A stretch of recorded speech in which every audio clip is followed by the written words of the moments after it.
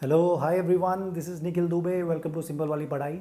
जैसे कि आप लोगों को पता है कि यूपीएससी प्रीलिम्स 2021 का एग्ज़ाम हो चुका है, लेकिन मैंने काफ़ी लोगों के कमेंट्स देखे, सोशल मीडिया पे कुछ लोगों के रिव्यूज़ भी देखे। तो मतलब काफ़ी लोग ऐसे थे जिनका 2 से 3 अटैम्प्ट के बाद भी जो प्रीलिम्स है वो काफ़ी मार्जिन से क्लियर नहीं हो रहा। आप सबको पता है कि एक्सपेक्टेड आंसर की आ चुकी है और जो कट ऑफ है वो अराउंड 90 प्लस जा सकता है, 92 97 के बीच में जो भी होगा।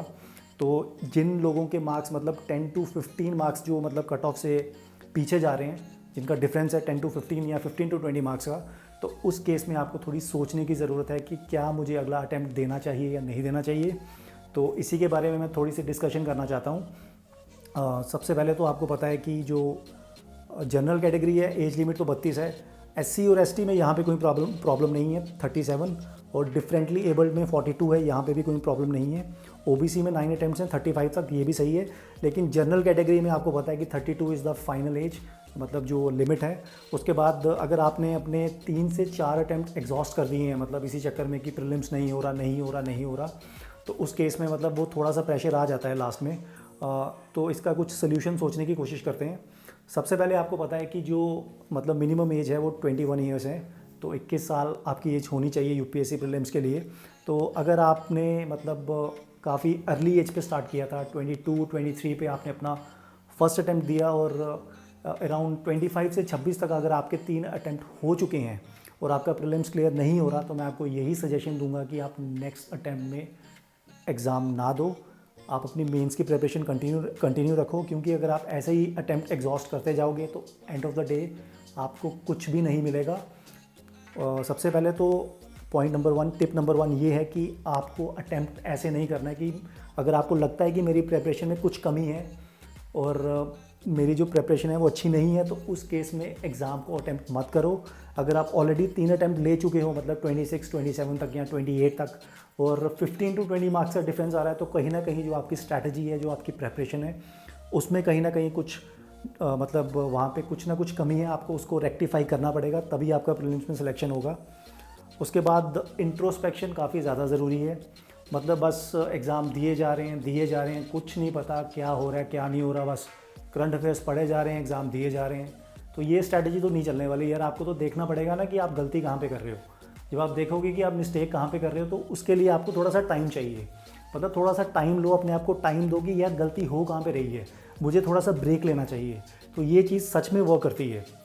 उसके बाद बस वही कि अटैम्प्ट दिए जा रहे हैं।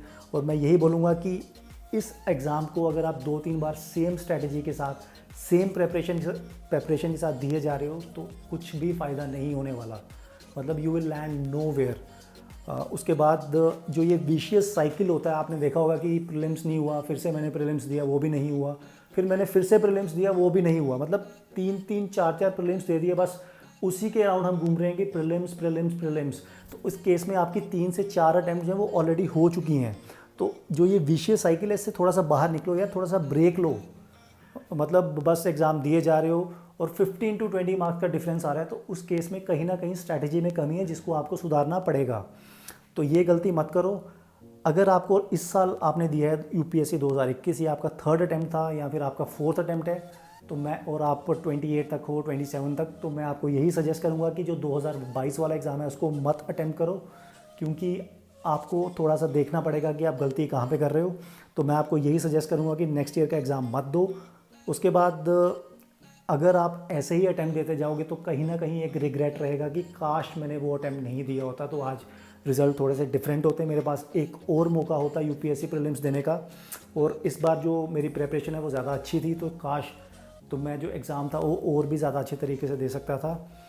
तो इस चीज़ को अगर आप इस रिग्रेट से बचना चाहते हो, तो मैं आपको यही बोलूँगा कि नेक्स्ट ईयर आपको एग्ज़ाम नहीं देना चाहिए। नो डाउट, अगर आपका 5th या 6th अटैम्प्ट है और आप मतलब 31 32 के आसपास हो, तो उस केस में आपके पास कोई ऑप्शन नहीं बचता, क्योंकि आपको अटैम्प्ट देना ही पड़ेगा अगर आपने लेट स्टार्ट किया है, क्योंकि वहाँ पे कोई भी ऑप्शन नहीं है और अटैम्प्ट तो देना ही पड़ेगा।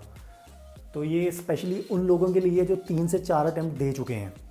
उसके बाद ये आपको डिसाइड करना है कि आपको क्या करना है।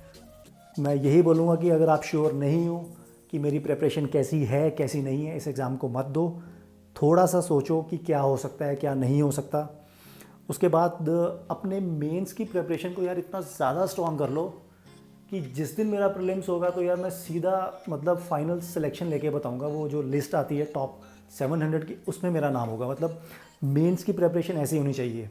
क्योंकि अगर आप प्रीलिम्स के बारे में सोचते जा रहे हो, क्योंकि 3 बार मेरा प्रीलिम्स नहीं हुआ, आपने कभी सोचा है कि मेंस में क्या होगा? मेंस में देर आर एटलीस्ट 20 क्वेश्चन, ये तो आप सबको पता है, मैं आपको ये क्या बता रहा हूँ।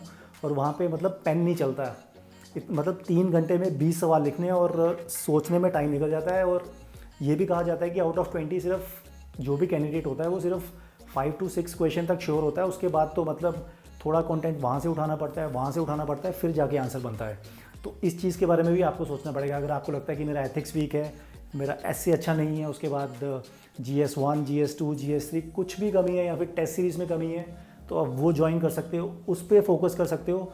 आप मेंस पे बस फोकस करते रहो। बस मैं आपको ये बोलूँगा कि आप नेक्स्ट ईयर का अटैम्प्ट मत दो। और उसके बाद आप साइड बाय साइड कुछ और एग्ज़ाम की भी प्रिपरेशन कर सकते हो। अगर आपको लगता है कि नहीं, यहाँ पे मेरा कुछ नहीं हो रहा, एक प्लान बी का होना काफ़ी ज़्यादा ज़रूरी है। और एंड ऑफ द डे ये सिर्फ एक एग्ज़ाम है और टेंशन लेने से कुछ भी नहीं होने वाला। क्योंकि मैंने काफ़ी लोगों को देखा है कि जिन्होंने 9-9, 10-10 घंटे प्रिपरेशन की है और उनका प्रीलिम्स क्लियर नहीं हुआ। बुरा फील होता है, डेफिनेटली होता है, क्योंकि एंड ऑफ द डे हम सारे ह्यूमंस हैं, इमोशन सब में होते हैं कि मैंने इतना ज़्यादा एफर्ट डाला लेकिन मेरा प्रीलिम्स क्लियर नहीं हुआ। तो मैं आप लोगों को यही सजेस्ट करूंगा कि 3 अटैम्प्ट हो चुके हैं, 27-28 एज है जनरल कैटेगरी, और उसके बाद 15 to 20 मार्जिन से आप मतलब प्रीलिम्स को मिस कर रहे हो। तो मैं यही सजेस्ट करूंगा कि आप नेक्स्ट ईयर इस एग्ज़ाम को अटैम्प्ट मत करो। अपने आप को ब्रेक दो और थोड़ा सा सोचो और इंट्रोस्पेक्ट करो, क्या है, क्या हो सकता है, क्या नहीं हो सकता। तो मैं यही सजेशन आपको दूंगा।